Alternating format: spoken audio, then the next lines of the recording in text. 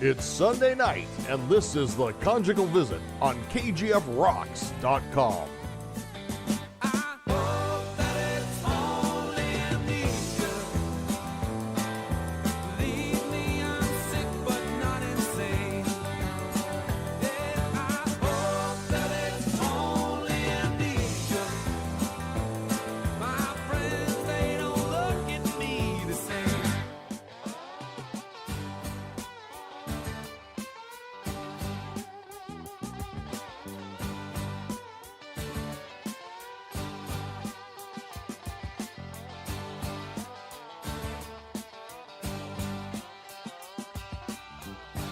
Yeah, it's the Conjugal Visit Show on KGF Rocks through Spreaker. How you doing, Guido? Oh, I'm dandy. You are dandy? Not really. Not really, no. You're still suffering from your toothache. Yeah, I'm getting it taken care of Tuesday, though. I did have a couple days of relief, but, I tell you what, a toothache probably hurts more than getting shot. I mean, it's bothersome. Oh, it's painful. Oh, no. There's no gray area there. I've had it so badly that it'll make you insane. Mm-hmm. They'll put you in a fucking straitjacket, man. It will make you insane if you can't kill the pain. I had a toothache one time. It was so bad. I mean, I went to the emergency room. That's how bad it was. And, well, there's nothing we can do here. I said, give me something for the fucking pain to get me through this. Well, we just can't. Dude, you got to help me out. I ended up getting something. I had to beg. I mean, for Christ's sake. But, it was on a weekend, just like you're going through now. You're on the weekend, and it hurts like hell, and there's no place to go. And having a dentist is actually a luxury. People don't realize that, those poor folks that have bad teeth and stuff, they can't afford to go to the fucking dentist, man. Not everyone can go to the dentist and get their teeth whitened and cleaned and done all that stuff. It's a painful process. I'm glad unless I'm over with it. Unless you're on like public assistance or something, then you get the best dentist and your teeth look great. Right. It's the working class people that don't have the luxury of having dentists unless they have it in their insurance plan at work. But not everybody covers dental anymore. No, and not only that, the coverage that you do get isn't worth a damn. It's a luxury to have a dentist. Mm-hmm. It really is a luxury to have a dentist. It's like going shopping at Tiffany's. Not everyone can shop at Tiffany's. And it's expensive too. I mean, like I'll tell you one thing. I'm having like a root canal procedure done on Tuesday, and for one tooth, it's $900. Oh my God! And my insurance is picking up part of it, but still, and that's out of your pocket, right? Yeah. And is he going to give you time to pay, or do you have to come up with all that at once? Well, he said I could have time to pay, but I'm just throwing it on my credit card so I don't forget about it because I need some dental work done, and I don't want to. Bury my bridges. Right. Well, it still sucks that dentists are so. I mean, and there's nothing they'll do for you, man, if you can't pay. Right. Sorry, I can't help you. I mean, I've had them actually reject me and kick me out as a patient because I couldn't afford to pay. Oh, and they can. Doctors can't, but dentists can. Yeah, but doctors can't, but dentists can. And I just think that's so unfair. Well, because the way they look at it is it's not a health concern because if your tooth's rotted or it's infected, just pull it out. I beg to differ with that analogy because a lot of doctors, cardiologists, say that bad teeth will lead to heart disease. Bad teeth. Yeah, and you're sucking all that poison down. You're swallowing. So if you've got bad teeth and they're rotting in your mouth, and you're sucking that poison into your body, imagine what that's doing to your body. So it should be a health issue. It should be a part of your health. And I think it all depends on what it is, too. I think it should be combined, and I think that the rates should be exactly the same as it is for your medical. Exactly the same. I totally think that dental, everyone, they talk about everybody having medical insurance. I think everybody should have dental care. On their medical insurance because it's that important. It's that important. You know what makes me laugh is some insurance companies and will accept breast augmentation or breast implants as a health thing, and insurance will cover it. Right. But not your teeth. Well, but not your teeth. Yeah. It just doesn't make sense to me that dental is left out. I think it should all be combined. I think dental is a health issue. Bad teeth are a health issue. And it's just not a health issue for yourself, too, but it's kind of grotesque for other people to Oh, it's look gross, too. You got to look at it, and you got to smell that nasty-ass breath with those rotten teeth in your mouth.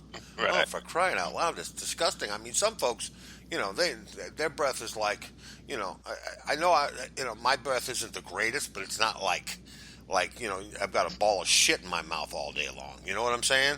I mean, I've had some folks come up Just to a ball. me and, oh my God, you stink, dude. And you can't say nothing, Right. You Well, can't say I have an uncle who had summer teeth. Oh, he had summer teeth. Yeah. What's that? Some are here, some are there. Some are there. Yeah. Yeah. I like them guys. Yeah. Do you? I just got rid of mine. I just said, here, yank them. Oh, we can fix that one. No, I'm not giving you $2,500. Just pull the fucking tooth. Just pull Right. it. And the one next to it and the one on the other fucking side.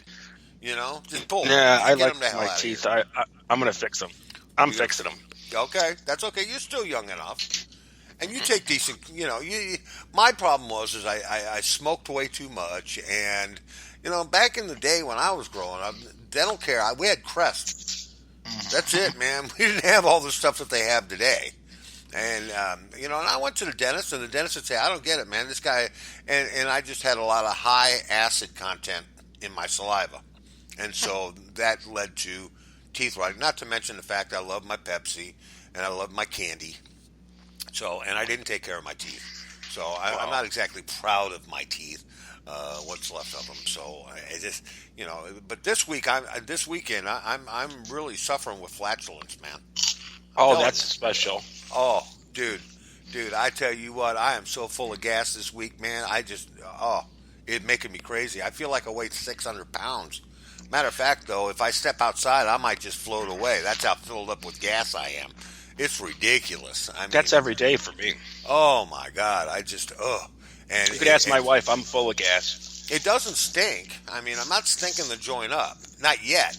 I guess that'll come later. They say you can't smell your own funk. So, Well, I mean, I can smell my own funk. There's been times when I know it's going to stink and when it's not going to stink, and Right. and the times that I know it's going to stink, I usually will pull the covers up to release it into the atmosphere. well, I kind of get a little self-conscious or upset when it doesn't stink.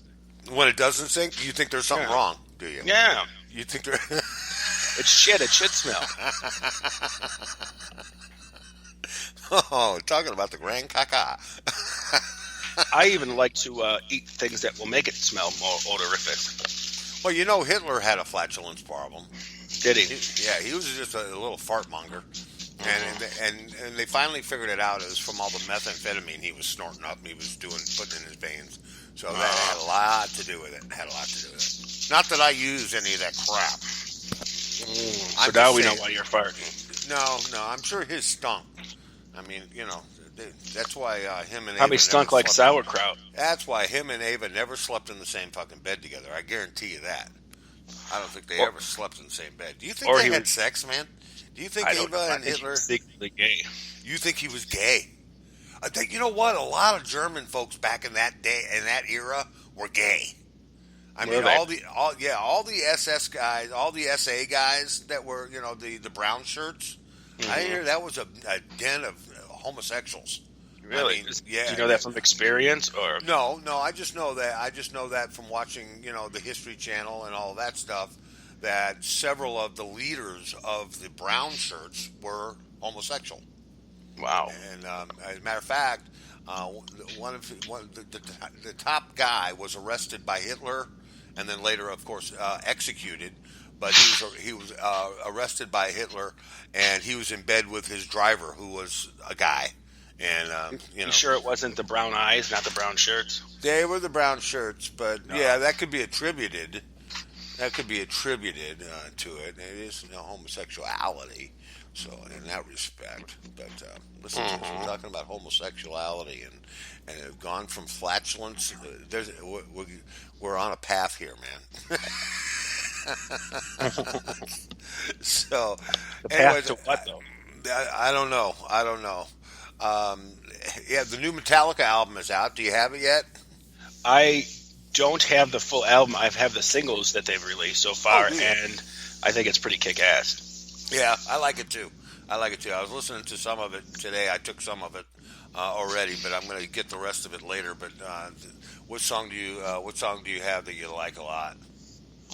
Well, I like Hardwired and Moth. Was it Moth to the Flame? Oh, Moth to the Flame. Yeah, that's a good one. I like that one as well.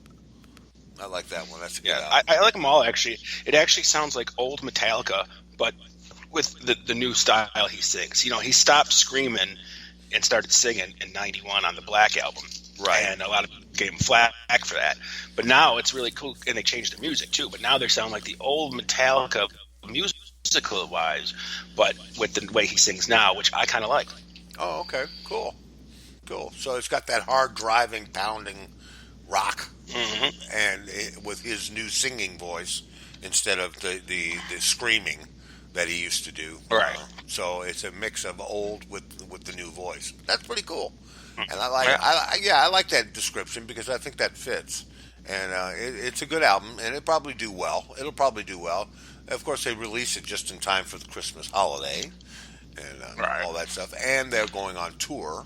But I understand that they're doing all small venues. A lot of bands are doing that.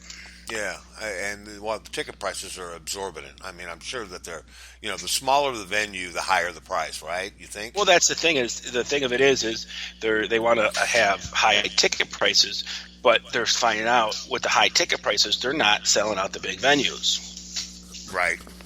Because many people can't afford it, so they keep it smaller. And then more people can afford it. That's true.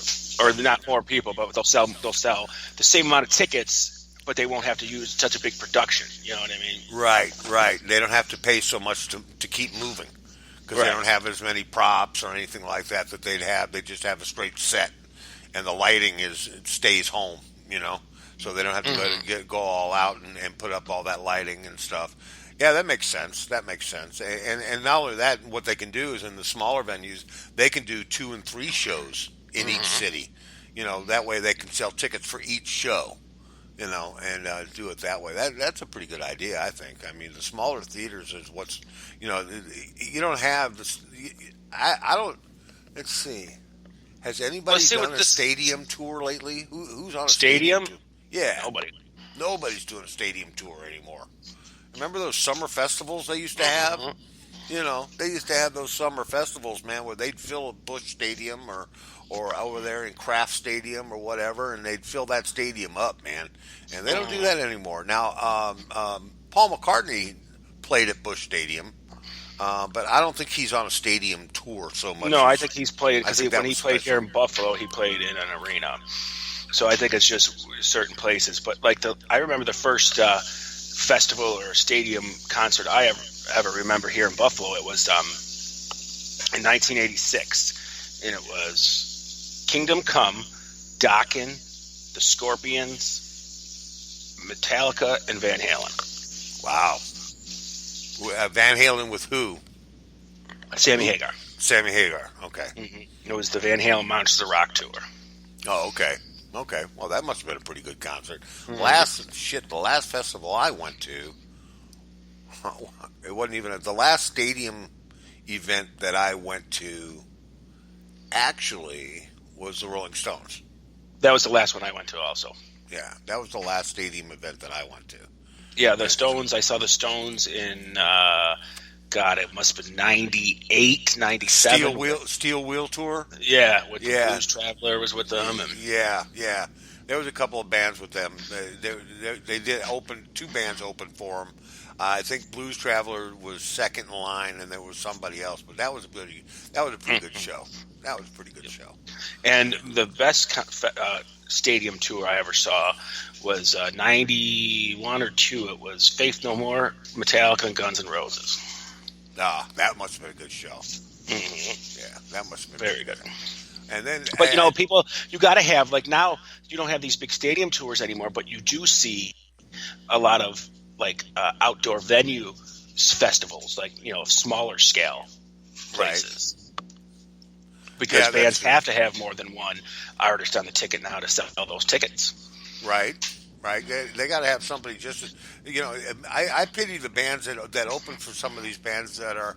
Remember, let's see, I guess Styx and REO Speedwagon and them guys, they'll tour together, and then one night it'll be Styx that closes the show, and then the next night it'll be REO Speedwagon that closes the show. You know what I'm saying? So that but that doesn't work for all bands. And I think a band like Metallica is going to be a headliner this year, and Metallica will always be a headliner unless maybe they go out with Black Sabbath or something. Right. I mean, there's nobody bigger than or iconic as them in the past 25 years. Right.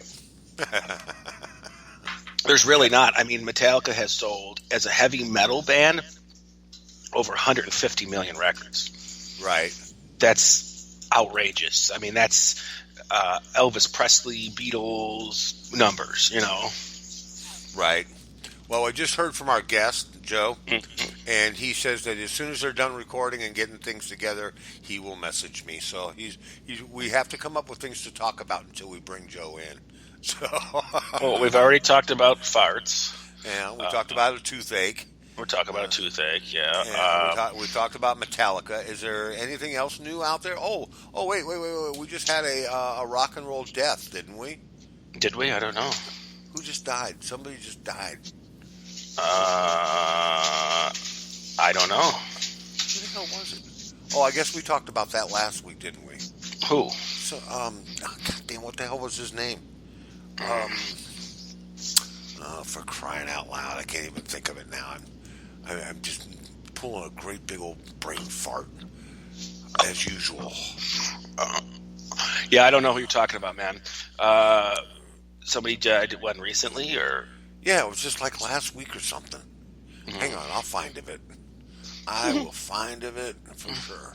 Yeah, I love when we bring something up to talk about and neither of us know what the hell we're talking about. Neither one of us know what the fuck we're talking about. I was hoping you would pick up on it. Well, I would know if I knew, but I don't know. What the hell is going on? Moose Allison? I don't know. Yeah, no, it was a while back. It was, golly. Oh, Leonard Cohen you're talking about. Oh, Leonard Cohen passed away, and Leon Russell. And Leon Russell, yeah. Yeah. They passed on. Leon passed away in his sleep. I guess he had a heart attack, an aneurysm or something. He blew a gasket or something. I don't know, but he died in his sleep. But anyway, nothing special has happened this weekend. What are you going to do for Thanksgiving? You going to just stay at home? Yeah, I'm going to my sister's. But listen, these are the people that died so far. Oh, okay. In 2016. We had David Bowie, right? Paul Cantor from Jefferson Airplane, right? Glenn Frey of the Eagles, right? Keith Emerson. Yeah, who was the other guy? Jimmy Bain from Dio. Prince, Leonard Cohen, Leon Russell, George Martin, famed Beatles producer, and not to mention in late 2015 we lost Lemmy Kilmister of Motorhead. Right. So I mean, Bowie, Glenn Frey, Prince, those are huge. I mean, they're all late losses, but Bowie, Glenn Frey, and Prince, and even Keith Emerson to lose in the same year. That's a lot of. Also from Yes. Oh gosh, I should know this. From Yes, what the hell was his name? Steve Howe. Oh, no, he didn't die, did he? Yeah, I thought Steve Howe, or was it, who was it? Somebody help me out. I'm dying here. No, Steve Howe is not dead, is he? Man, you got to start Googling shit before you bring it up. Yeah. No, they're still. he's still alive. There's was it Rick Wakeman? Not Wakeman. No. Steve Howe passed away. Did he? Yeah, he passed away. No, he did not. I'm looking at his bio now. He's still alive. He's still alive. We're sorry, Mr. Howe. We're sorry, Mr. Howe. We don't know that you're still alive. Chris Squire died in 2000. Chris Squire? Yeah. I thought he died this year. 2015, I think. Okay. Yep. He died June 2015. 2015, last year. Okay. All right. And all right. Then I was totally Alzheimer's medicine yet? No. I tell you what, time just flies by, man, and I don't catch it all. You know what I don't understand? How can YES tour without John Anderson? That doesn't make any sense. Well, because John Anderson and Trevor Rabin and Rick Wakeman are doing a tour together. I know, but that's, the only really original member from YES is Steve Howe. Yeah. I mean, and you got Jeffrey Downs in there, but he wasn't, he didn't come into the early 80s, but still. Right. You know, I know Chris Squire was gone, but he was in the band up until his death. So up until 2015, you only had Howe and Squire. Right. And then, because, come on, look at Wakeman is an important part of that band. Trevor Rabin was. They should all get back together. I would. And what about Bill Bruford? Him too. Yeah. A great drummer. One of those drummers that is like in the background. Nobody puts him in like best drummer lists or anything. Right. No, Buford. Yeah. I know that. I don't. I thought he was good, but I don't know that he was. I don't know. The caliber of like from Emerson, Lake and Palmer. I mean, and there's. All right, showmanship. When you go to a YES concert, the difference between that and what a Emerson, Lake and Palmer show was. Emerson, Lake and Palmer was more of a show. Yeah, but you're talking, different kinds of drummers. Where Carl Palmer was more of a flashy, hit the drums hard, get the crowd cheering. Bill Buford was more of a technical, jazzy type. I need to play this perfect type drummer. Fusion type, right? Okay, yeah, that makes sense. That makes sense to me. It's just one of those things where, even Bill Bruford was also in the early carnation of Genesis, if believe it or not. Yeah. No, that's true. That's true. And he, Phil Collins replaced him, but Phil Collins is one of those drummers too who can be flashy but yet very technical. Okay. Yeah, that makes sense. Well, Joe says he's ready to go. Okay. So what I'm going to do is I'm going to play a Kiss song to bring him in with, and we're going to do how about Psycho Circus? All right. Is that fair? I like that one. Yeah. Okay. We're going to play some Psycho Circus. This is Kiss coming your way on Conjugal Visits, and we'll be right back with Joe, and we're going to talk about the cruise. Okay? Hang in there. We'll be right back. You're listening to the Conjugal Visits, KGFRocks.com. I Kiss, and we're now joins us. Joe, how you doing, man? Man, I'm doing great. It's so awesome glad you to could be join back us on with tonight. you guys. Yeah, thank you. Pod City. I just got done recording the new podcast, Rock City, and then I took like a 2-minute break, made my son, sit down and watch wrestling, and so he could tell me what's going on the pay-per-view tonight, and then, I jumped online with you guys. How you been? Doing pretty good. Besides Guido's toothache, but doing pretty good. That's all right. Staying I'd rather busy. have a toothache than a pain in the ass, I guess. Yeah. Oh God, I've had one of those too. You've had one of those too. So you went on Kiss Cruise 6. Six. Right. Yes. How was it? Well, I have to say that my expectations were a bit lower than what I got. What I wound up getting was amazingness. The whole thing from beginning to end, I have no complaints at all. The first day we got on the boat, it was everybody was immediately in fun mode and in friend mode and catching up with people that they knew and either from online or that they've met on other cruises. And then of course from there it became Kiss's first show was that night. And it was that the full full show, or was the Sail Away show was a unmasked electric show. Okay. So they did a lot of unmasked electric show. Yeah. Oh, so it was like seeing him in the '80s with Tommy Thayer. Okay, that's cool. Hey, why not? He fits in perfect.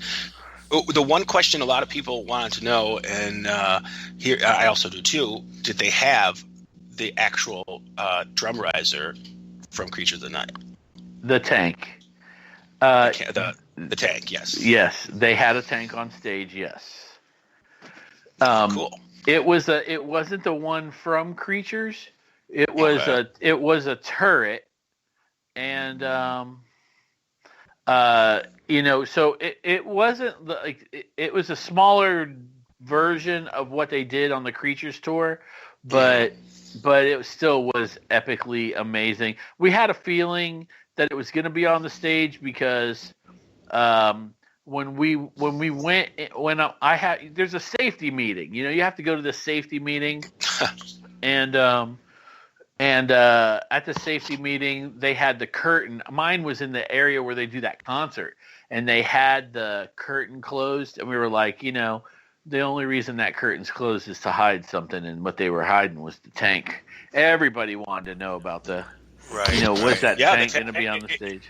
It's an iconic prop of one of their most iconic props, I think. And it personally for me, I'm much more of an original Kiss fan, but Creature of the Night had the best drum sound of any Kiss album ever. Oh man, yeah, it was great. It's funny because on our show tonight, the anniversary of Eric Carr's passing is coming up. Yeah, and that was what we talked about was Eric Carr and Eric's album. The album that defines Eric Carr as far as his sound and his playing to us, was Creatures. So I would 100% agree. And the only other recording he ever did that comes close to it, I think, was one of his last ones, God Gave Rock and Roll to You. Wait a minute, he didn't play on that one. No, that was Eric Singer. He just did the video. That's right. But you know what, Eric? I gotta give Eric props to that one because he made himself sound a lot like Eric Carr in that. So, yeah, that was one of the things that they talked about in the interviews. They were like, Eric Singer came in there and did his best Eric Carr imitation. He did well. It's great. I mean, it sounded just like him. And in case our listeners don't know, Eric Carr passed away of a brain hemorrhage. Right? Was it a brain? Right. Yeah. Right. Yes. Paul Caravello was his. I believe it was, wasn't it? His yes, that's his real name. And it was shocking and saddening, and everybody was really upset about it, including myself. I remember having to take a walk after, and just go outside because that was the drummer in my favorite band, and right. Yeah, but it's shocking. It's like when John Lennon got shot. I threw up twice after John Lennon passed away. Oh man, and I remember when that happened, but that was that's just unbelievable. But so Kiss did their Sail Away show, and they played some really good tunes. I wasn't on Kiss Cruise 5, so I didn't get to see a lot of the songs that they played on that one, but they played some of them on 6. And then the bands, all the bands that I got to see after that were like King's X, Skid Row, Enough's Enough, and I enjoyed every one of those bands. I did see the comedians. Courtney Cronin Dold was the opener for Craig Gass. They were both hilarious. Courtney, I wound up doing an interview with. Did I get to send that to you guys? I think that's the one you sent. I'm going to put that one up this week. I had some computer issues. Yeah, I still have that's okay. Though. Yeah. And she was like, the coolest thing about her is the same thing about Craig, is that they're real Kiss fans. Yeah. And you're sitting there and talking to her, and she's just spouting off Kiss trivia at you, and you're going, oh my God, this woman is amazing, Well, they couldn't have got Jerry Seinfeld because that would have been too many. Yeah. A girl after your heart. A girl after your heart. Yeah, Joe, are you married or have a significant other? What's your deal? I have a significant other, and her name is Karen. She's amazing, and no, she was not on the boat with me. Oh, you went on the boat alone? Now, was it tell me the truth. Don't lie to me. Was it a sausage fest on the boat? No, it's not. There is more guys, of course, than girls, but there are a lot of girls. A lot of girls, okay. And believe it or not, Freeride, I know Freeride doesn't hate Kiss, but he's not into the Kiss thing like we are. Even in the 70s, women, even when they were in makeup, thought they were sexy as hell. Yeah, it was Paul. It was Paul drew the women. Mm-hmm. Yeah. I see. But now here's a question of the ages, and it's been asked by non-Kiss fans and Kiss fans. Do you think Paul Stanley is 100% straight? Oh, I do. Do you? Okay. Yeah, I do. I don't think. Yeah, I never. I remember. My mom used to ask me. Or she used to say the same thing. But I would say in the past, maybe 10 years or maybe even more, it's become very apparent that he is all man. And I would agree with you on more. But I remember back in the 70s and early 80s, some of the moves and shit he did was like right. Whoa. Well, somebody actually asked Gene about it, and Gene was like, well, you have to think about the time when we came out. The androgynous thing was really big and really popular. So Paul was really trying to play on that, lover. He did really good. Yeah, he really came on. He had the feminine side to him, for the character that he was playing, and it worked out. It was kind of like a Bowie meets David Lee Roth, but of course, before David Lee Roth. But if you watch Paul Stanley on stage, he does, maybe not the same kind of jumps as David Lee Roth, but he is every bit as active as any other lead singer in a band, No, he is. But you know what I miss about it now is I know he's getting a lot of flack for this, and he's getting up there in age, but he doesn't sing as much as he used to anymore. Right. They definitely are. It's about 50-50 now. It feels like Gene to Paul songs, where it used to be mostly Paul. But as you get older, your body starts to wear down. Your vocal cords aren't as strong, so you got to do what you can. And me, as a Kiss fan and a diehard Kiss Army member, I'm fine with that because I like Gene songs too. Sure. So that you just got to go with the flow, especially if you want your band to stick around, If that means less Paul Stanley and more Gene, well, you go, well, it's not like it sucked. No, absolutely. And there is definitely, besides Gene's songs in the 80s, the Gene's output in the 70s and 2000s were great, Yeah. I didn't like much of his 80s. But here's my question to you. You're on the cruise and all that. Now, do you think ever, before they're done, we're going to see the original lineup back together again? Well, I honestly don't think Peter will ever be back in the band. I have to agree there. Yep. I'm not sure about Ace. The rumble between podcasts and stuff like that. Like if there was ever a back door to the podcast, like on a website or something, we all message each other because we hear things. And we last year in the beginning of the year, we did, right when Ace's album came out, we started hearing rumblings. And I did get an email from somebody who told, who I can't say because I promised, but they did mention that somebody very famous told them, yes, Ace will be back in the band, but I'm not sure if that's still going to happen anymore. Right. But that doesn't mean that it ever was. I'm just going by what I was told, Right. The rumors sometimes have a life of their own. We at Podcast Rock City are we will believe it when we see it. And that's the way you should do it. And you know what? None of us ever thought original band would get back together ever. In the first place. Yeah. So, I mean, I'm all for it. And I agree because Peter Criss, I don't think he has the ability anymore like he used to. Yeah, I'm not really sure.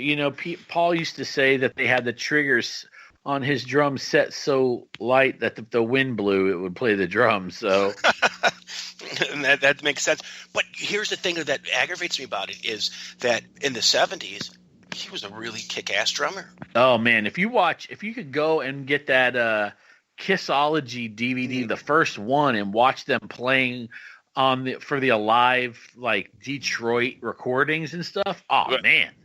Yeah. Peter Criss is a badass. Man. He was, and people don't realize that he was very influential, and because he was, trained, not classically, jazz style, Right, yeah, more like a big band swing type of deal, yeah.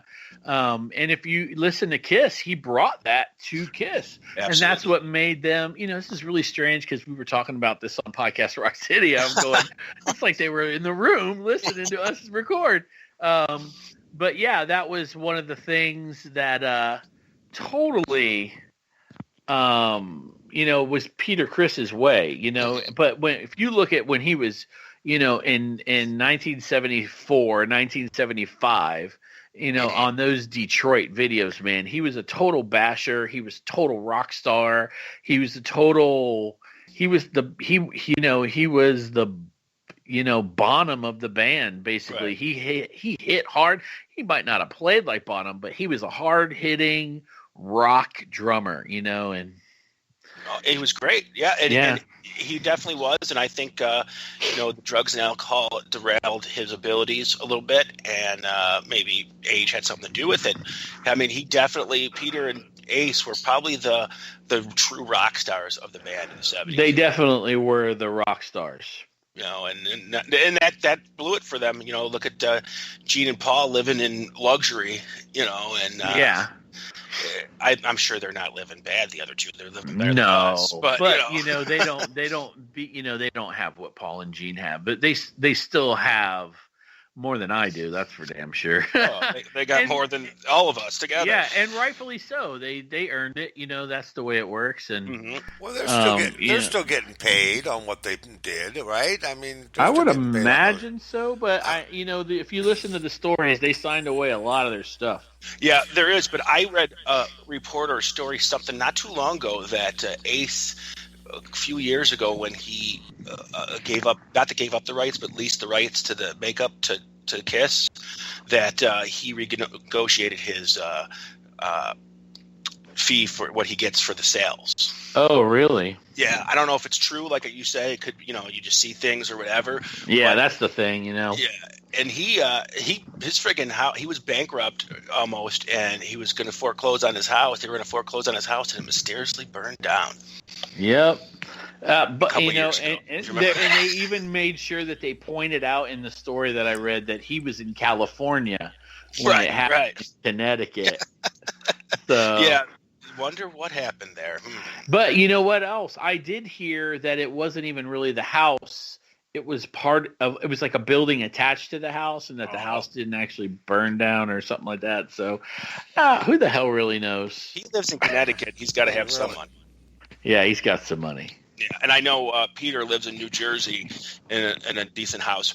But the thing of it is they lived and rocked the way they thought they should, and I give them mad respect for it. They didn't. Well, yeah.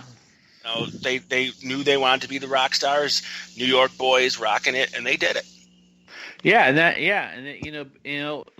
you're absolutely right. They got all the they lived the life of what they always dreamed, being a rock star would be. And, and it included the rise, the crash, the rise again, the crash again. and for Ace, he's on a rise again, even though he's not playing arenas, he's still selling out places that he goes, and his record was, I number one, I think, or number two, maybe. It was, it was one or two on the independent charts or whatever. Right. Which is nowadays, you get on any chart selling records, it's good. Yeah, it's amazing because people aren't buying full records anymore; they're just buying the singles. Right. Now we were talking before you came on about a record that was just released, and it's not Kiss, but I don't know if you have heard anything from the new Metallica. Good grief. I mean, this was subject on our show tonight. Okay. This is so funny. All right. So here's the thing. I'm a huge Metallica fan from all the way up until And Justice for All. I'm not a fan of Metallica after that. And a lot of people love the Black Album, but for me, it was the thrash thing that I liked. Sure. And so I did enjoy Death Magnetic. That album I really liked. Okay, now everybody's talking about the new one, and apparently they put a video out for every song on the record. So apparently you go see that. But okay, so I can't make a comment on it yet because I haven't listened to it. I'm sorry. I wish I had, and I will. I promise. But Metallica. One of the reasons why I liked them was because they were like me. They were this blue jean T-shirt. Didn't care how they looked, didn't care how they acted type of band. A few years back, Jim Brewer interviewed them, and I've heard, people talking about how he said to Hetfield, he asked him how to try to see how much of a man's man he, you know what I mean? You know what I mean? Yeah, I remember how that. much of a, and he said, how much is a dozen eggs? And Hetfield said, I don't know, $12. So that really made me believe. I started, so it kind of took that little image away from me. Right. I'm thinking now Hetfield doesn't go to the damn grocery store. And then they were on Jimmy Fallon the other day playing Enter Sandman. Did you see this? Yeah. With the children's toys. Yeah. I'm like, what the hell? What the hell is all that about? Well, I saw that too. But he does that. It's not just Metallica do it. Fallon does that for guests that come on. They'll play one of their hits with musical instruments that you would find in a grammar school. But here's the cool thing about it. I think James Hetfield sounded pretty good singing. He did, but for me, I don't know. It's just too. So I agree with Metallica. Okay, you up to Injustice for All is your favorite. I went to the Black Album, and I'll tell you why. After the Black Album, everything was shit to me. The Black Album to me was just a well-produced, very well-written record, and that's why I liked it. Everything after that kind of was okay until you got to Saint Anger, which is the biggest piece of shit ever created in music history in my life. I'd probably listen to Yanni's greatest hits than that. I've never listened to Saint Anger because of what people say. Don't. You don't need to. It sucks. You'll just ruin your Metallica experience. But then Death Magnetic came back with the hardcore thrash again. And now this new one, what I like about it, it sounds like stuff between Ride the Lightning and Master of Puppets, but with James singing instead of screaming. Oh, okay. So. Oh, man, everybody's talking about it today. I'm going to have to go and listen to it. They're saying it's a pretty damn good album, and they've reached deep. How long has it been since their last album? 2008. Yeah, it's been a bunch of years. So 8 years since their last album. So I think they took their time. And of course, didn't a couple of these guys split off and go to do some other work? Well, they went to do that abysmal Lou Reed album. Yeah. Holy crap. I lied. Saint Anger wasn't the worst album in the world. Lulu was the worst album. Yeah, Lulu or whatever. That was terrible. I almost wrote a letter. Yeah. Why did you publish that? I don't get it. I understood why they wanted to do it. It was icon of theirs, and okay, but it didn't have to be a piece of shit. Yeah. No, I would like to that put my eye. With a damn. Well, it was a Reed project, and that's the thing is a lot of people don't understand. Metallica really didn't have any say in it. It was like, you're going to play on my album. Right. But then they blew it up saying it was Metallica with Lou Reed. No, it was Lou Reed with Metallica. Right, yeah. Yeah. So it was actually a Lou Reed release, not a Metallica Well, release. Lou Reed wrote all the music on it, so Right. there's And no Lou gray Reed area there. music is the weirdest shit in the world to begin with. You know. I Yeah, it was really weird. A lot of heroin there. Well, Metallica was just a bunch of drinkers. I love it now, though, because when I used to go see Metallica back in, like, the 80s and that, and they were like, everybody's hands in the air, devil horns, banging heads. They're like, rip and destroy. Now they're like, let's hurry this up because I got to get my kid to band practice or, football practice or whatever. They grew up, and maybe that's what it's hard to grasp. Right. Yeah, that's true. They're adult. Yeah, And regardless of what we feel, like a band like Kiss is kind of still, I don't want to say, what's the word I'm looking for? They transcend time with the makeup. So it's not like for a Kiss fan, it brings you back to when you were a child, and Right. it's still the same way. Where Metallica, you look at them then, like you said, they had blue jeans, a ripped up T-shirt, long hair. Now they're wearing fucking Armani suits and, Lars is buying paintings. Right. 1983, never even buy a fucking painting. It's just the way money changed them, fame changed them, and the one thing they said they would never do, get wrapped up in money and fame, they did better than anybody. Yep. yeah. There's no. So, which wrestling event are you partaking in tonight that keeping you from? What's that? Oh no, you're not. You're not keeping me from anything. I'm enjoying it. I'm having a good time. I can't. I can't think of what it's called right now. I think it's not the Royal Rumble. Survivor Series is tonight. Yeah. And Goldberg's back. Yeah, Goldberg versus what's his name? Was it the yeah, Brock Lesnar. Yeah.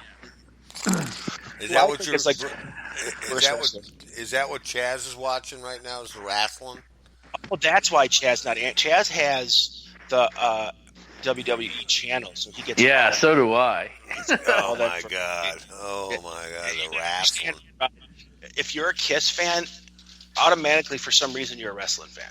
Well, if you look at the two, it's people pretending to be people that they're not, kind of a deal. You get the masked wrestlers too, and then on top of this, you get acrobatics and violence. Right. And that's always fun. It always is fun, and my favorite era of wrestling. I love the '80s, but I love the Attitude Era. Yeah. Absolutely. You and all this shit, I miss that. It's like wrestling got like politics, politically Didn't correct. Trump do a cameo into a? Hell yeah, he did. Trump did a lot of cameos on WWE. Yeah, he did. Him and Vince McMahon are really close, and they did a thing where Vince challenged. Vince had. He picked a wrestler and Trump picked a wrestler. It was like the battle of the billionaires. Right. Oh yeah. And the loser had their head shaved, and of course Trump won. Right. So our future president was in the WWE. Look, I don't know how to feel about that as far as our president goes, but damn, at least he's got a sense of humor about himself, I guess. Yeah. Here's the thing: Ronald Reagan was a fucking actor. Nobody gave a shit about that. So Trump was just a celebrity actor. Trust me. There was a lot of rhetoric about Ronald Reagan. There was there were people despised Ronnie. There was people out there that fucking hated him. Just like they hate Trump. So I mean, I don't think it goes both ways. I think Trump's hated more than anybody in my lifetime. Yeah. I do know that Ronald Reagan had to earn, the respect because, he wound up getting those, what do they call them, Reagan Democrats, right? The Reagan Democrats, right. But Trump just did the same thing. Basically, yeah. You got to sit back and hope, that Trump Democrats. that Trump goes ahead and does the, he's got to play to both sides and prove that he's really the president of everybody. Right. I'm not going to judge him, and nobody else should judge him until he's done some shit. Yeah, right. He's done nothing. Yeah. Come on, man. Come on, give him a chance. Let him get set up. I mean, and just once he gets in there, he's going to run it like a business, and he's always under budget and early on all his Right. projects. I won't get into who I voted for, but I was going to write in Ace Frehley as a writing candidate. I thought that would have been cool, you know. Yeah, that would have been awesome. Well, Ace you is- know, and I hate to be too political, but one of the things is, you see this whole thing. What was it? Hamilton. Oh yeah, the play. Yeah. Okay, here's this will be the only thing I say on this. People are saying, I heard what these people say, and I didn't see the big deal about it. And when you look at it, it really wasn't cruel or mean or anything like that. No. But what it was it was a speech. See, I never saw Trump make a speech where he said, I'm not going to be helping everybody. I'm only going to be helping these people. Right. They made it seem like he's only going to be the president for some people. He never said that. He said, No. I want to make America great for everybody. Well, And the thing they that bite bothers into the people- propaganda. That's the Right. problem. And I think the thing that bothered people most about it was you stop a musical that people to go play, paid money to go see, to be political against the vice president elect. There's a time and place for things, and that's not the place. It was it was after the play was over. Right. Oh, was it The play after? was Oh, over. Yeah, it was after the play was over. But They were that's coming still- out for a curtain call, but still, they didn't have to do that. Yeah, Right. that's still beyond the point, because the message, now, correct me if I'm wrong, the message of the play itself was just exactly what he told the vice president. Okay, honestly, I haven't seen it, and I don't know anything about it. I do know that it's like the talk of the. Yeah, it's the talk of the town. No big deal. It's a great play. Blah blah blah. The thing is the subject of the play is about politics. It's a Right. political play, and it told of why people are included in all this stuff, and why and of course the actor that played the African American forefather. They talked about equality. They talked about all that stuff, okay, throughout the play. So him adding that message to it was kind of redundant, I think. Right. Yeah. Like I I- said, I can't say anything about the guy until he gets a policy across. Yeah. When his policy comes across where he says, "All right, I'm going to lower the income tax of everybody that's Caucasian in the country," Yeah, which then he's not gonna do. I will stand with the other people. But Right. until he does that, I'm like, I don't know anything. I don't will know stand with the other people too right after I file my taxes. Yes. Right, right. Well, if he has his way, and I heard him say it in a speech that he was going to put H&R Block out of business. He said in this one speech that I saw, because to be fair, I didn't watch a lot of speeches because even though I love politics and I love how it goes, it was very depressing this time around. It was too hateful. Yeah, it was hateful. I did see something where he said, single parent home, $25,000 or less, you're not paying any taxes. That's right. Dual parent home, $50,000 or less, you're not paying any taxes. Right there. That's something no other president would have ever done. Right. And even if he only does that, I think he will be. He's helping the poor. He's helping, Right. And he said he wants you to be able to do your taxes on a postcard. Yeah. You Yeah, just that fill would out be. your information and you mail it in, and they send you a friggin' check. Yeah. They send you a I don't friggin' agree with a check. Yeah. I don't know. No, you know what though? Like I said, we're not going to talk about it. We spent a lot of time and energy this past year, not just us, but every radio station, every media outlet talking about this. And the problem the only thing that pisses me off is that we didn't get the truth. We had to get the truth through WikiLeaks and other forums. Right. The mainstream media totally fucked the world and the American public by not saying everything, and that's bullshit. And I think the outcome of this, the best thing is now people are watching what the media says and maybe not going to believe everything they say.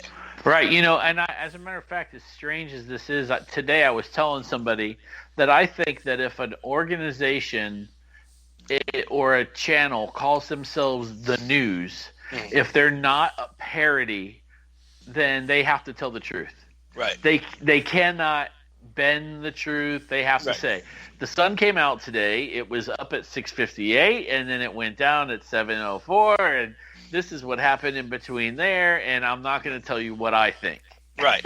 You're right. We don't Right. need your opinion. We want the facts. And in years past, politicians were afraid of the media. Now they're fucking best friends with them. Yeah, and it's different with a show like the people that catch the most shit is like Hannity.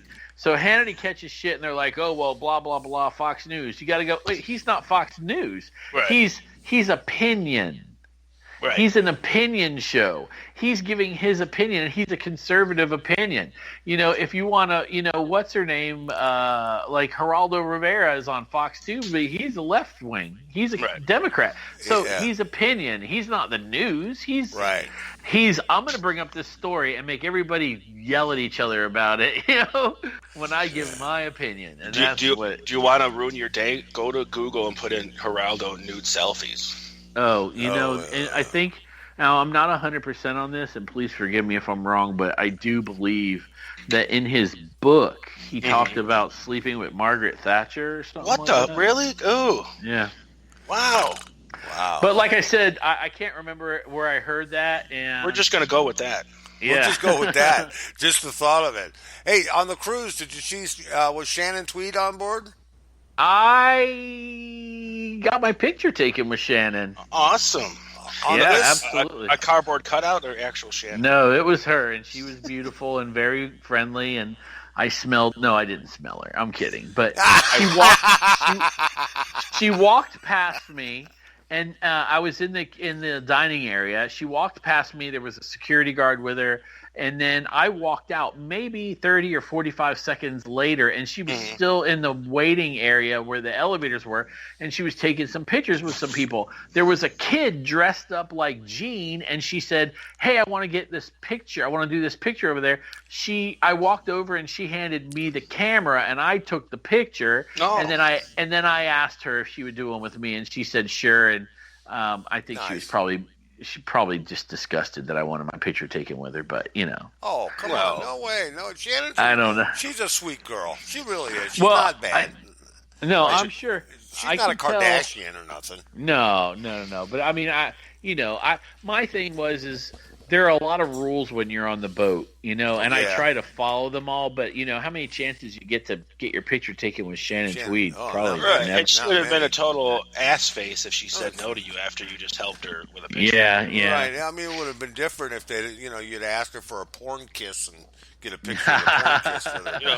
Can you show me what you did to Ron Jeremy? I will tell you that a couple of times on Twitter, right before I went to bed, I sent her a thing on Twitter that said "Good night, Shannon," and when I woke up the next morning, it said "Good night." It's probably, oh my god, it's that creepy fucking podcast. It's that guy. Well, but wouldn't you like to interview her? Be honest. I would, just because I believe that there would be no bullshit. Right. She would just tell it like it is, and that's what makes Shannon amazing. But getting her on the show, or on my show, is probably damn near impossible. Let me ask you, who do you side with? Do you side with Gene or her when it comes to them not getting married for 28 years? Well, I understand where he's coming from. I understand where he's coming from. I don't agree with it. The whole she gets half, blah blah blah. That kind of thing. She loved him. He loved her. I can also say you don't have to be married for that to work. Right. But she wanted it. Why not? She's been loyal. She gave you 2 kids.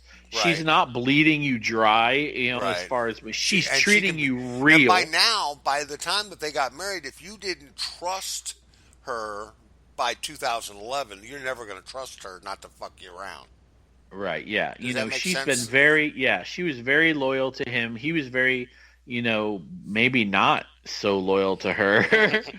No, I don't think he but was. I'm not in their inner circle either, so God only knows, but he fucked around. He can't help himself. Yeah, but she gave up. Not only that, she gave up her career basically to raise their children, and Right. I mean, she sacrificed a lot for that relationship, and she would, finally got him to marry her. But it's not like it was she's some schmuck off the street trying to get his money. She was with him 20 plus years, and Right, yeah.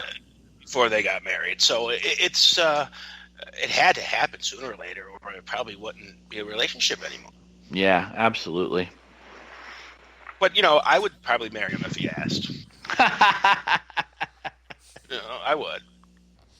Right. I don't want half. Just give me 25%. Yeah, I don't even want that much. I'm just like, give me 10. I'll take 10. I'll take 10. Yeah, no right. Shit. I mean, you got enough. He can give all of us some money and still be okay. Yeah, I guarantee it. Well, he's not So, gonna what give was your anybody anything. non-Kiss? What was your favorite performance? I know you're going to say King's X, aren't you? Actually, okay, Kings. As far as the bands that yes, I loved King's X, and then I would say, here's the thing. I'm not gonna lie, they were all really good. I enjoyed King's X because I've only seen them one other time. The Skids were really great. Skid Row's great. Paul Stanley's son's band, the Dives, rocked, man. They were, Now here's the thing about them: they weren't hard rock. They were power pop. Oh wow!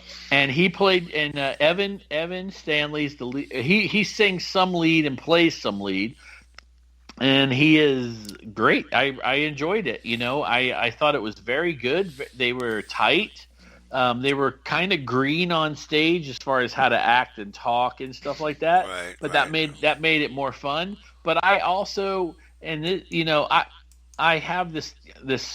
I grew up in the 70s, but I mainly grew up my teenage years in the 80s.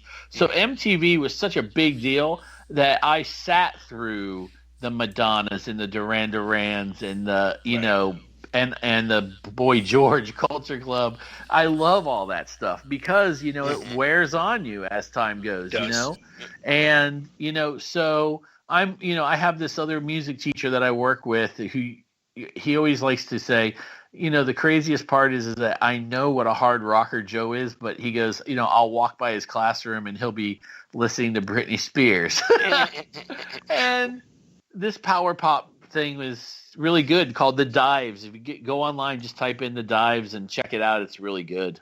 I'm going to do that because I always, growing up in the 80s myself, I think people from the 80s have a better eclectic taste in music because we had all that stuff at our disposal. You're right. You go to watch MTV waiting for, Van Halen or Kiss to come on.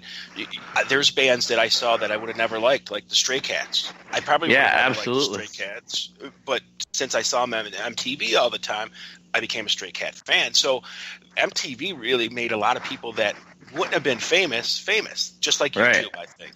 Yeah, absolutely. And in order to see a Kiss video or even a Van Halen video, you had to sit through 4 Madonnas, 2 Duran Durans, a Michael Jackson, Cyndi Lauper, who I had a massive crush on. My favorite. Really? Did you? That's cool. Yeah, I liked her too. I know Rich videos. Well, you know who I had a crush on. And that, can I guess? Yeah, Queen Elizabeth I. Oh man, that's not who I was going to say. No, who I was going to say? Go ahead. Mother Teresa. Mother Teresa.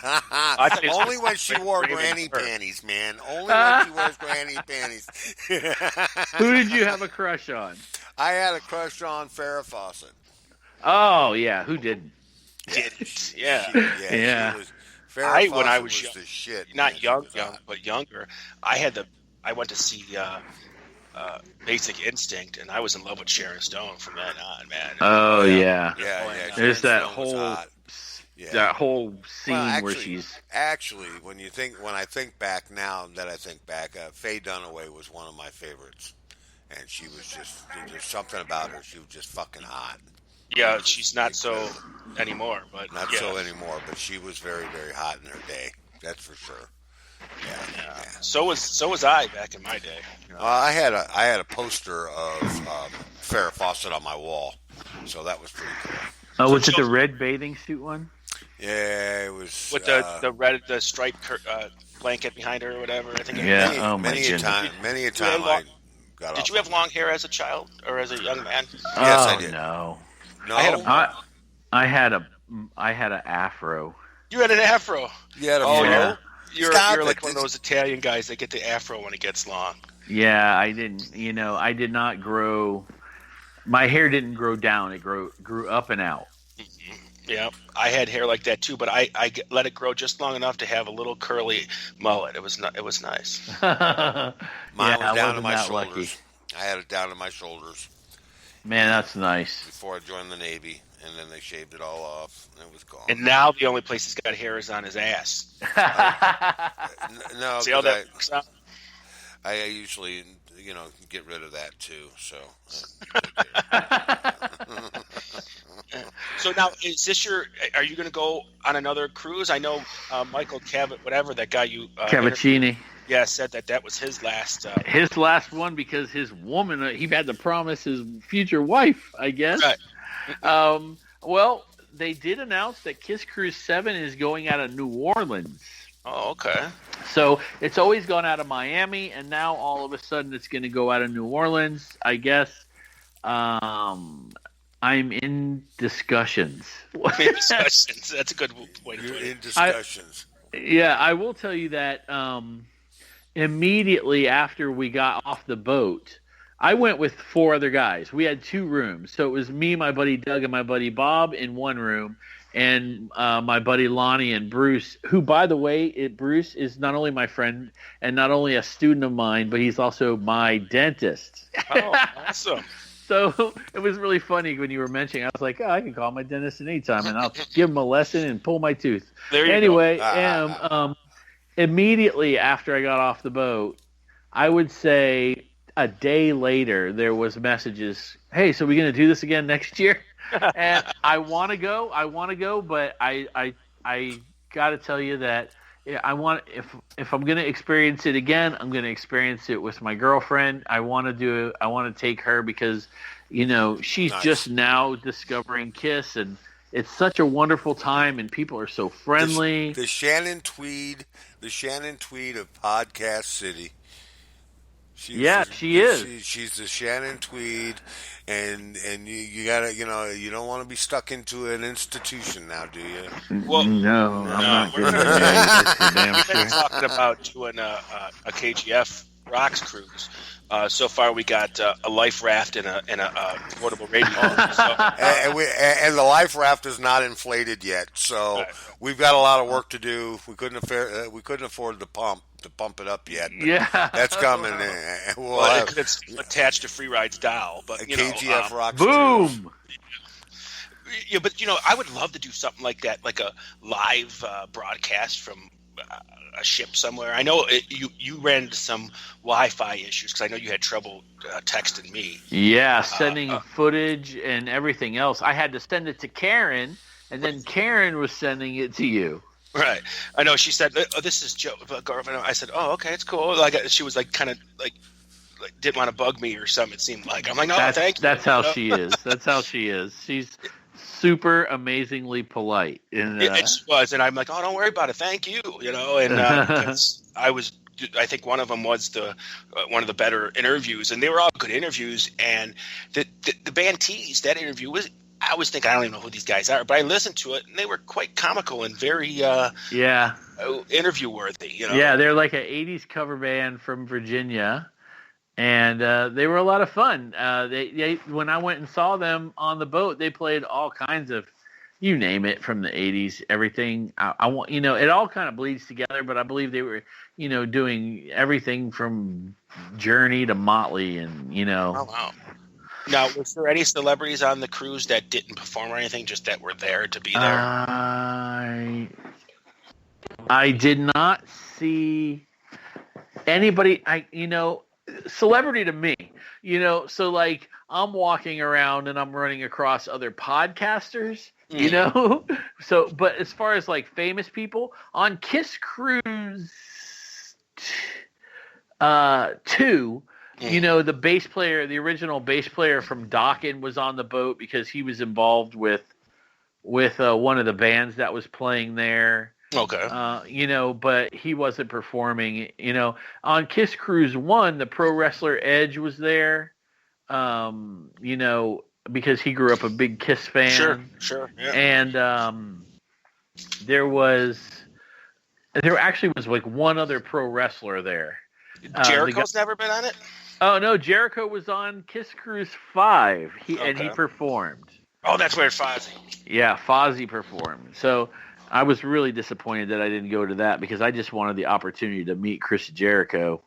Right, and his podcast is sensational. Yeah, it's really, when you're able to rub elbows with these people that you grew up loving, like Paul Stanley or Gene Simmons or any of them, it works out for you, Yeah, I think Chris Jericho is just as big music fan as he is wrestling fan. Yeah, absolutely. Yeah, and definitely. he loves he's been on a couple of my friends' podcasts, and when you listen to him, you could tell he's deep in thought when it comes to these things, Right. And he's a great face for wrestling too. I mean, because in the days when we watched it religiously, they were all steroided up big muscle guys. Now you can't be that way anymore. So you got these smaller guys, and he's one of those smaller guys that is making it still great. Right. Yeah. I mean, I miss sometimes those days with the guys that are larger than life, because as a child, you're like, yeah, wow, he's a superhero, Right. That's the way they really wanted to make it, and then it didn't really pan out anymore. Well, the big guys are still in there, but the little guys are able to hold their own. I'll tell you one other thing, and I know we wanted to talk about it. I want to make sure that I do because I almost forgot, and that's that I got to interview Big John Hart, who very Kiss, good interview. Yeah, Kiss fans know who he is because he was in pictures with Kiss when they were without makeup. So they would be getting out of a car, and John would be the guy that's there, like covering their faces so they couldn't be seen. Or, as a matter of fact, I saw an interview the other day where it was Kiss coming out of a building, and they were all covering their faces, and Big John Hart comes out right after and like grabs the camera and like simulates smashing the camera, like, I'm the bodyguard, Right. I mean, he was super nice, and he, it was kind of cool because like I said in the interview, I'm sitting there watching all these people. As soon as he walked in the room, everybody was running over to him and talking to him. He's not as famous as a guy in Kiss, but he's very well known, Well, he's part of the Kiss family, the Kiss Army. He's he's a lifelong member, and like you said, he's iconic. You'll never know another Kiss bodyguard. Right? Yeah. And Like I'm you sure do Gene and Paul took good care of him. I would imagine so. I could tell you that he did tell me that he's getting ready to write a book. So, Oh, cool. but he was a bodyguard for a bunch of different people, not just Kiss. Right. Kiss. So that'll be the cool thing. It'll be in a bunch of different. It'll be a bunch of different musicians. Well, he worked for Bill Aucoin, didn't he? Yeah, he worked for Billy Coyne. Yeah, who was Kiss's manager, also Billy Idol's and some other people's. So I'm sure he's got a lot of stories to tell. But I would imagine the best stories got to be with Ace and Peter. I would imagine. I mean, because Paul and Gene, I know Paul drank in the early days because I know on the photo shoot for Hotter Than Hell they were all plastered. Yeah, everybody but Gene. Yeah, right. Of course. Yeah. And I know he stopped drinking later on, but I don't think Ace or Peter ever quit doing anything for lengthy periods of time. Right. Yeah, I would imagine so. And like I said, in the 70s, that was the norm. What do you mean you're a rock star that don't drink or do drugs? Is something wrong with you? Yeah, exactly. That's how it was. And then now it's more acceptable to be drug and alcohol free. So I think Gene and Paul did the right thing, Oh, yeah. Yeah, absolutely. It saved their career. And their bank accounts don't suffer for it. Nope. They're definitely. Who do you think after they're all done? Do you think they'll still be in the spotlight? In 10 years from now, obviously they probably won't be able to perform like they did. But do you think somehow with their art, their business deal? That's tough. I think that maybe Gene will, but I think Paul will be glad to go away from it. Maybe Yeah, probably. But doing other things, I would imagine, but not in like I don't know, more of a behind the scenes thing. I can't see him ever doing anything where he's singing in another band, or I don't know. He does all kinds of stuff, but it seems like eventually when he calls it quits for real, Right. that he'll really be done. And the most devastating, one of the most devastating things that ever happened to me in my life was my mom won tickets to go see Phantom of the Opera with Paul Stanley, and she took my dad. oh my gosh, Yeah, That's heartbreaking. That's just Yeah. hard. Your It was mother. like, What, what? the hell? What I've the only hell? seen it on video. I have it on video, and yeah. it's somebody shot it from the balcony. Yeah, but from what I hear, he did really well, and I think, him singing out of his range. Not that he did it bad. He sang well for so many years. I think kind of is why he's in his spot right now. Oh yeah, maybe. Yeah, that's a possibility. Overused his voice. I think so, and because Paul Stanley put 110% in every performance. Oh, easily. Easy. Without a doubt, if anybody in Kiss gave the 110, I'd have to say he was the most entertaining and most, one that put the most energy into the shows. Oh yeah, I mean, not to knock anybody else, but even Peter said, not to say that Paul or Ace, Gene or Ace or even him are good showmen. He said, but Paul is he's the standard. And he influenced so many other artists going after him. I think two of the most influential frontmen of the 70s were Stanley and Roth. Oh yeah, absolutely. That made it more of the show than just about the music. Now, David Lee Roth now kind of has to just do the show because he sucks singing. Yeah, he's lost it, I think. And sometimes he comes out looking like Liza Minnelli to me, but he's still out there doing it, so I got to give him the props. And he's 70-some years old and got a full body tattoo. It's good for him, I mean, that's he waited his whole life to get a tattoo, and like David Lee Roth, he does everything, can't do anything half-assed. He had to get his whole entire chest tattooed. Yeah, that was insane. Not just his chest, his whole body. It looks like a vest or something. But he's David Lee Roth, and in David Lee Roth's mind, he's still the biggest rock star in the world. Yeah, to him, there's nobody like Dave, and there really isn't anybody like David Lee Roth. No, there isn't. And another Kiss tie in there. If it wasn't for Kiss, those demos would have never reached Warner Brothers Records. Oh yeah, I agree with that. I would love the opportunity to actually hear the Gene. There's other Gene stuff where he was doing recordings for an upcoming album, and he was doing demos for an upcoming album, and he had Eric. I'm sorry, I'm thinking about Kiss. He had Eddie and Alex play on them, so I would love to hear them. Well, I would love to hear them too. And the rumor or story goes with that is both record labels want the same. They both are fighting over that. Well, yeah, that's the biggest deal.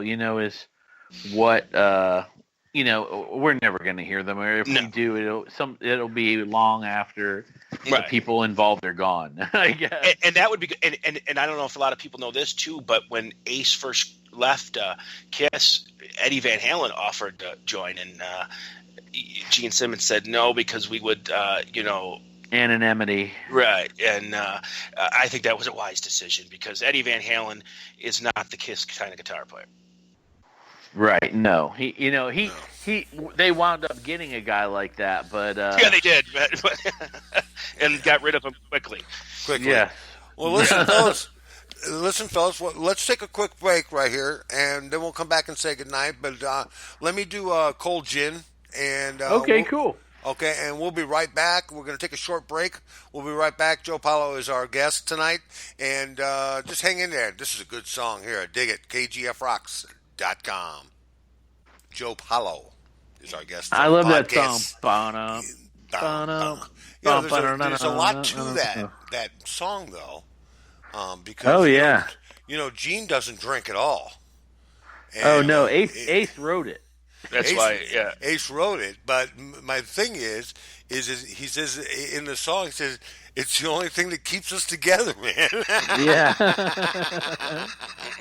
Yeah. That You know, fucking so cold gin, man. yeah, the Ace wrote it, and they really wanted him to sing it, and he was like, "Nah." But you can see when you see him play it live, he sings it, and He it does. sounds Yeah. good. Yeah.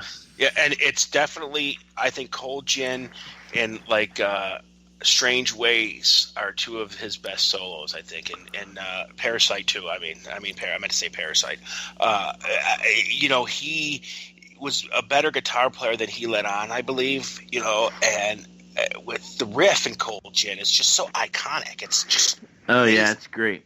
And on that last album they did, the Origins Volume 1, he did it with Mike McCready. I think Mike McCready's in Pearl Jam. Yes. Yeah, so he did Cold Gin with Mike McCready, which is pretty cool. Now, did you get into the grunge music, or did you? Well, I can. You have these certain moments in your life musically that you always remember. Okay, I was in a band called Second Offender. I remember going to band practice and going up to the guys and going, "Hey, I just found out. I just started listening to this new band. And to be fair, I only heard one song by them, but I was like, this is the future of rock and roll right here. I didn't know what grunge was. And I told my buddy, I said, I want you to listen to this. This is getting played on the radio now. And I know that we don't really listen to the radio anymore, but this is the song. And it was Smells Like Teen Spirit. So, and it was before they broke, just as that song had started coming out. The only other time that ever happened to me was I heard this song, I bought the CD, I brought it to this DJ I work with and said, this is going to be epic right here. And it was Incubus. Okay. They were almost epic. Yeah, it was very, very Almost close. epic. Yeah. No, they had a great following though. They did. They did, So it went, two times where I saw something and thought this could be pretty big, and then only two times. Other than that, I'm not like much of a Nostradamus, but the grunge thing was not really for me. No, I agree. grew out of it fast. And most did. That's the thing. It is what happened.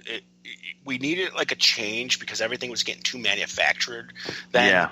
And everything was sounding like everybody else. Nothing was coming out different, and we needed a change, but it was a short-lived change because it wasn't that good of music. It was just different.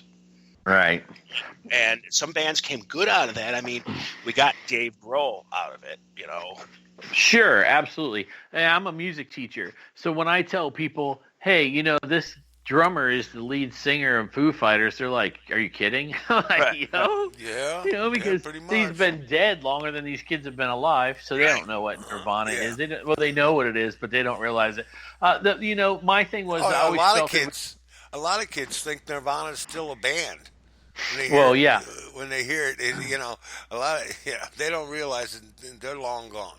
Yeah, and I had that. I used to work at a record store, and I was a record store Nazi. When where people would show up and say things that how could you not know this? And I'd look at them like they had lobsters crawling out of their ears, and so that happened quite a bit. My biggest problem was that the notion that Nirvana is the Seattle band. And I'm going, no, to me, they're not. To me, Heart is the Seattle band, or Queensryche is the Seattle band, or even Soundgarden, Yeah, but when it comes right down to it, Seattle wasn't much on the music scene until the grunge hit, right? Well, yeah, it's because it all came from there, So all of all the bands, flannel wearing. Yeah. Well, except for Heart, maybe. I mean, they were out of Seattle, but they didn't make their name out of Seattle. You know what I'm saying? Right? Yeah, They were more of they were a national act right away, anyway. So it didn't really make that much of a difference. And I know, listening to Nancy, she said that, oh yeah, they covered Led Zeppelin like it was no tomorrow, and Jefferson Airplane and stuff like that when they were a bar band up in Right. Seattle. So they played a lot of that classic rock stuff anyway. So they were in that realm, But they weren't a Seattle band like Nirvana. Who was it? Heart. Hart? Oh no. Hart. Well, Jimi Hendrix came from Seattle too. I mean, Yeah, but he didn't. It wasn't. That wasn't the point, though. You know what I'm saying? It wasn't. They didn't make it there. They made it in Hollywood. As a matter of fact, Jimi Hendrix made it in England. Right, but the Seattle sound didn't really blossom until like the 80s. It was after the punk movement died, and Right. those core of fans that listened to punk music kind of started going that route with like I can't think of any names of the bands right now, but they started it off, and then bands like Nirvana and Alice in Chains, and that came up after right. them, Right and after it was a quick movement because it was the only place in the world that was playing that style of music. All the music rock came from either California or New York before that. Mm-hmm. So it was a big difference, and I think that the difference sound of it is what made it so big. But then when people realize now this all sounds the same too. Right, yeah. Right. And then Sears put out the grunge clothing line. Right. The That's grunge great. clothing line. Yeah. All you gotta do is dress like Al Borland from fucking Tool Time there, and you're part of the grunge movement. Right. Where you Flannel shirt. your and flannel booties. shirt. And I never got into the grunge. I was still wearing my mullet and shit. Yeah. Well, you were still ugly, so it didn't matter much. I Boom. was. My nickname back then was SMF, man. What's that mean? Sexy motherfucker, man. Sexy motherfucker. I see. Yeah. I see. Prince even wrote a song about me. He That's did. awesome. He did. Yeah, That's sexy awesome to know. He did, yeah. I'm sure He was a good reassuring. he was a good friend of mine. We watched Vapor Trails together. And, And first time I we got kind of high, had a phone. and first time I got high with Jimmy Page and John Bonham and all them guys. We sat around the table and got high. And then they went They were on like, stage. they're like, who's this creepy older guy? No, I wasn't even old then, man. That was I That's remember pretty asking funny. my pretty mom. funny, right? 80s. I was young, and the Stones. I don't know which album it was, Tattoo Heat or whatever. He was out, and I liked the Stones. She's like, "Oh, I like the Stones." I'm like, "They were out when you were little, and like, thinking that the Stones were so new in '81, but they were like 20-some years old by then." Yeah, by then, It 1967. goes in hand with what you're saying about their Nirvana thing, because I'll see kids walking down the street, 13, 14 years old, wearing Nirvana shirts. I'm like, wow, you don't even know who the fuck they are. No. But I was wearing Led Zeppelin shirts in the 80s, and I was born because of a Led Zeppelin. I mean, my parents met at Houses of the Holy, So I didn't know who Led Zeppelin was, but it was still cool. That's the cool thing, is music just keeps going. And sometimes music that was good once comes back again even stronger 20 years later. That's true. Look at the Grateful Dead. They were okay, and then all of a sudden the 80s came out, and they were fucking selling stadiums out everywhere. Right. Oh, yeah. Well, they were Grateful Dead. They were so dependent on LSD that they would actually, they divvy out LSD to 4 or 5 people and say, "Okay, now spread out," and just give them away. They were giving away acid. I thank you guys for that. You thank the 70s for that? Yeah. Yeah. I remember going to my first Dead show, and someone said, "Here, have a balloon," and I'm like, "Oh, okay, I'll take this balloon." And then they're like, "Here," I thought it was like helium, so they're all sucking on it. So I'm like, "I'm going to do that too." Yeah, that's not helium. No. No, it's definitely not. And they popped my balloon inside going into the venue. They popped it. I'm like, "You bastards!" But That's why you all stay that. outside. right. But it was fun. I mean, the Dead experience was fun. I sometimes like to do that. I like to go to shows where I'm not like that kind of music. One time I took my daughter to see the Black Eyed Peas and the Pussycat Dolls, and I'm like, yeah, okay, whatever. But after I seen the Black Eyed Peas perform, even though they're a hip hop style band, they had a full live band on the stage. No pre-recorded stuff. They actually sang. They had a full band, and I actually liked them after I seen it. Oh, that's cool. You Who know, was I that mean, they now? put What band was that? the Black Eyed Peas. Oh, the Black Eyed Peas. They're not bad. Yeah, They're not bad. but I Didn't mean, they do the before Super that, Bowl? Didn't they do the Super yeah, Bowl one year? yeah, they did. Yeah. Yeah, and but they played live. They didn't do, a DJ with pre-recorded music. They did it live, and I thought that was awesome, And then the Pussycat Dolls played. They're just ex-strippers from Vegas. So how the fuck can that suck? Yeah, they're all hot, right? Nice. They could have the worst voice in the world, and they're still hot. Right? Yeah, It's like. Hey Joe, remember you were talking about earlier about having to watch Madonna and all that? Right, yeah. Have you seen her recently? No. She is so fucking ugly. I don't know what she did. Yeah, maybe she never was good looking. I don't know, but she looks like she's death sucking on a lifesaver right now. Good Lord.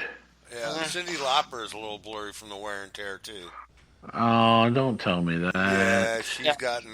Cyndi Lauper, I do time after time. Time after time. Yeah, yeah. I always used to listen to Papa Don't Preach, man. Papa Don't Preach. I turn it up for my daughter. That's funny. Yeah. The video in Papa Don't Preach because Danny Aiello played her father. Yeah. And Danny Aiello, he just looks like the typical Italian dad, Yeah. And, she's Italian, or Madonna Cuccione or something. Yeah. And her real name is Madonna Cuccione. Cuccione. But you know what I think about, not to get back into politics because I know we got a few minutes here, but I think all these celebrities that are showing their colors are stupid right now. Oh, Miley Cyrus is just, I've lost all respect for her at all, period. I didn't have a lot for her to begin with, but I don't have any respect for that bitch. I've seen in the news thus far is the CEO of the Pepsi-Cola company saying that she doesn't want people that voted for Trump to buy Pepsi. Tough shit. I'm buying it anyways because I like it. Why would you even fucking say that? Yeah. Yeah. It makes no the sense dumbest to me. thing ever. How many votes did he get? Want your money? How many votes? You know how many cans of soda that is? Just one time around. Yeah. I'm surprised she's not fired yet. Well, she ought to be because that's kind of stupid. Yeah, it doesn't make any sense. That doesn't make any business sense at all. I think it's all bullshit. That's right. So, Joe, tell our listeners here when and where they can catch your podcast Rock City newest episode coming up. Okay, so if you go to iTunes, we're on iTunes, and that episode drops every Monday morning. So you can always just subscribe to the channel. And then it'll pop up on your phone. And if you don't have that, then you could go to podomatic.com and just search for us, and you can find us there under the music. Also, of course, every Wednesday night at 8:30, we're right here on kgfrocks.com for about an hour and a half, and we play Kiss Talk and Kiss tunes. Also, we did tonight just launch a premium membership on our podcastrockcity.com. So if you listen to my show and you want a little bit extra, you could go to podcastrockcity.com, purchase a membership. It's only $1 a month or $10 for the year, and you'll get extra content all year long, where it's videos that we do, and post, or extra long episodes. Like we did of Eric Carr Sweet 16 tonight. We're going to put that on the website. And it's just, we're trying to cover our costs. It's getting kind of expensive. We know how you feel, buddy. We know exactly how you feel there. To be fair, what you guys are paying for is way more than what I'm paying for. Well, but it's still, no matter what people don't realize, what you guys do and what we do here, we don't get the big endorsements from, that other radio stations get. Right, right. This ourselves and podcasts get. So we all appreciate our listeners, and if they support us, we appreciate them a lot more. Yeah, absolutely. Definitely do. We've had some really good supporters, but they're few and far between, and so if you're listening out there, folks, a couple bucks, could hurt. But anyways, and for both of them, I mean, and get yourself a full membership over there with these guys at Podcast City. They're awesome. They're awesome, and they always put on a good show. And yeah, we appreciate that. Yeah, like I said, we do about 52 weeks of shows. On the thing, and if you pay the $9.99, it's like less than 20 cents an episode of extra stuff, and plus we'll do all kinds of, like today I went on the website and I posted a video. I did a tour of my Kiss room down in my basement. Oh, cool. So you can see all the shit that I have down there. I don't have a lot, but I have enough, to make it fun. And Right.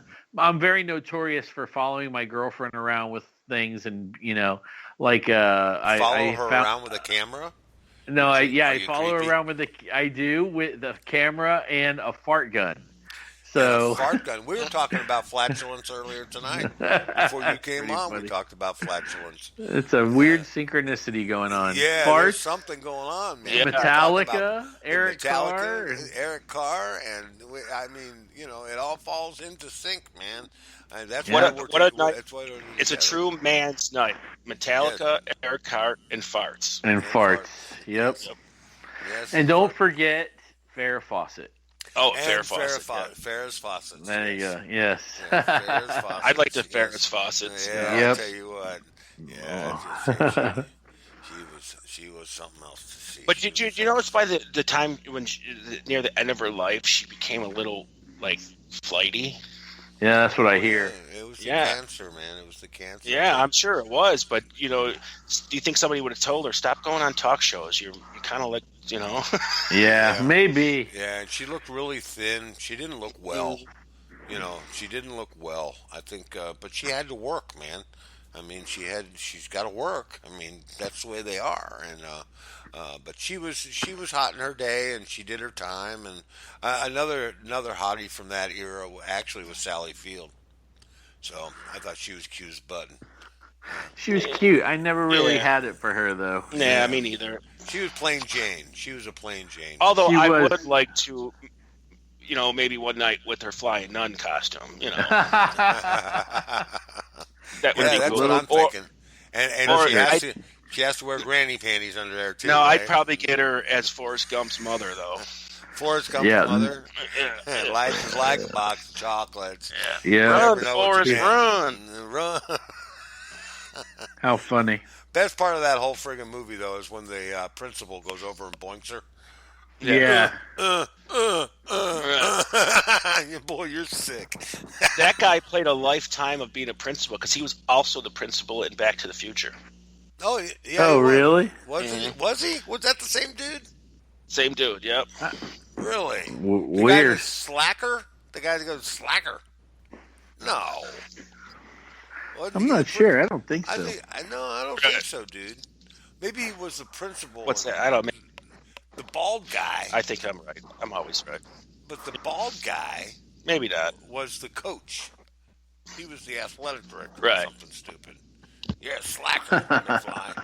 You're a fucking slacker. What the hell was his name? Anyways, he was also the commanding officer in Top Gun, who told the guys, if you fuck up Oh, just, right. Yeah. if you fuck up just this much, you'll be flying a cargo plane full of rubber dog shit out of Hong Kong. Yeah. Right. Yes, that's right. That's always cool. So anyways, hey, listen, Joe, thanks for coming on the show tonight, man.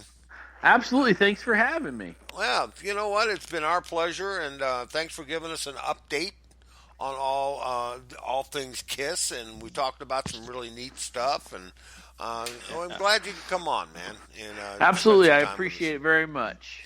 All right. Well, we're going to let you go, and you All have right. a good evening. Say goodnight, Guido.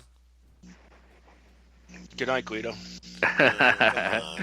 All right. You guys take it Take it easy. easy. We'll see you on Wednesday. All right, Peace. bro. We'll see you then. All right. All right. See you later. So that was great. All right. All right. See It's ya. good to get- All right. yeah. Well, that was, very good.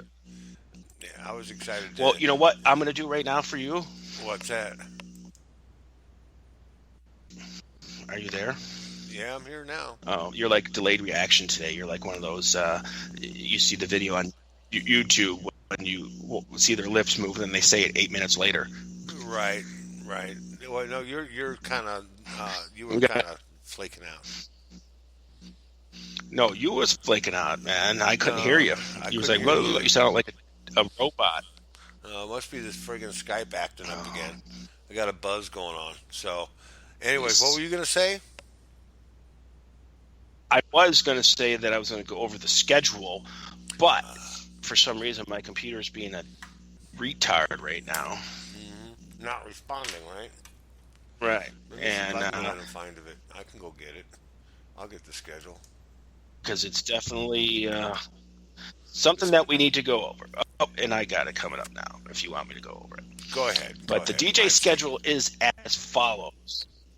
Each and every Monday night, we have the Metal Enema Show with Mr. Rob Boyer. Right. Very great rock metal DJ personality. Also, bassist for signed metal band Conquest Metal. Yeah. Very good band. If you've never heard them, do yourself a favor and YouTube them, Google them, whatever. And then now we're at Tuesday. I'm stalling here because it's still loading. On Tuesday, it's Hot Lunch Show with Diamond. Diamond is with us on Diamond, yeah. at 12 o'clock, Hot Lunch. And then on Wednesday, we've got Wild Bill 12 Hill at 11. And then Joe and Wild Jody. Bill. Yeah, Wild Bill, good show, always a good show. And then normally, And Joe and Jody. normally it's Free Ride at 8 o'clock, and Nightwind is on family. He's on family leave, so he's out of here for a while. But Free Ride is here at 8 o'clock. That's me, Thursday night. And then Friday's the big night. We normally have 3 DJs, but of course Nightwind's no longer, at this point, is not with us. And it's Wild Bill Hill at 11 a.m. and Diamond at 9 p.m. And then Saturday we have Zookeeper Bob at 10 a.m. Puts on a good show. It's like, the old days, watching cartoons. He does off-the-wall commercials and just all kinds of crazy shit I heard today, or last Saturday. It was really cool. And then Sunday is Free Ride, me, and the free brunch program. And it starts at 11 o'clock Eastern. I bumped it up, by the way. I moved it up an hour. And then... You did? Yes, I did. Yes. Yeah, I did. And then Conjugal Visit at 9 p.m. on Spreaker. That's it. That's our On schedule. Spreaker. Yeah, that's our schedule. And now we have something for you every day. I know some of you don't like when there's a DJ on. You just like to hear the music. Some of you do like it. So now take a look at the schedule.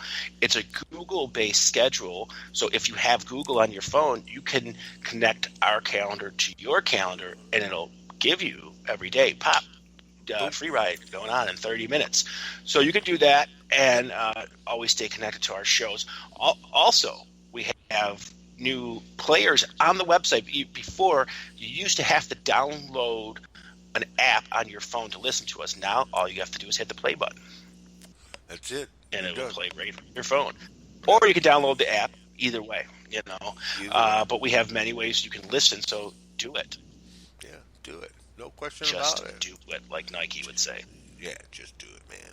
So what do you, how let's tell everybody out there, we know that Mr. Freeride has got himself a nice new job. How's that going for us? Oh, it's awesome, man. I'm loving every minute of it. I've got a great new boss, and I think it's going to do okay, and I think that I could quite possibly finish my time. As old as I am, I got about 10 years left to work. If I do it right, 5 years. And I want to finish with this company. And it's a good That's company. awesome. It's family owned. It's not corporate. It's not owned by a corporation. It's a family owned business. So that's an adjustment that I have to make over a corporate company. There's a big difference. I'm not answering to a DM. I'm answering to the big boss, the owner of the company. So it's a big difference. But other than that, it's a great job. It's Monday through Friday. And you're going to be hearing a lot more about KGF Rocks here in the near future. Oh, by the way, I did want to mention, not to toot my own horn or anything, but this Thursday is Thanksgiving, and I will be doing a show on Thanksgiving morning, midday. It goes from 11 to 2 Yeah, 11 to 2, and I'm playing all the classic stuff, man. Alice's Restaurant, I'm throwing it all out there. Thursday, while you're basting the turkey and getting things prepped for dinner, you just turn it on kgfrocks.com, turn it up, and walk away. Awesome. Yeah, so I'm going to do that Thanksgiving. So you won't be doing the 8 p.m. show. You'll be doing the show earlier. That's right. That's right. And then next week on the Conjugal Visit show, I don't have anything, and I was thinking maybe we take that night off. It's up to you. I'll discuss that with you. Okay. Okay. That we'll figure doesn't that sound out. like a problem. Yeah, Holidays are coming. Tonight's show was great. Joe's always a good guest. Right. And we also, what we should do is we can take off this week, but next week or the week after, if we don't have a guest, why don't we just start rotating some DJs in here again and doing some discussion? Yeah, that'd be nice. Maybe we get Rob Boyer in here, get Wild Bill in here, and have our DJs come in and reintroduce themselves to our listeners. That'd be nice, and we can actually talk about music. It is a music show. It is a music show. That's right. That's right.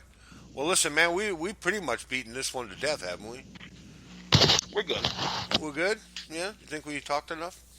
All right. It's good to have Joe. I want to thank Joe, and I want to thank everybody for tuning in tonight and listening to the show, and those of you who do the repeat and hit play later, thank you so much if you're still listening. And thank you all for tuning in to the show tonight. We do appreciate it. And that's all I got. That's all, folks. Yeah, but that's it, man. That's it. See you later. Bye. You're listening to the Conjugal Visit Show on kgfrocks.com. It's Sunday night, and this is the Conjugal Visit on kgfrocks.com.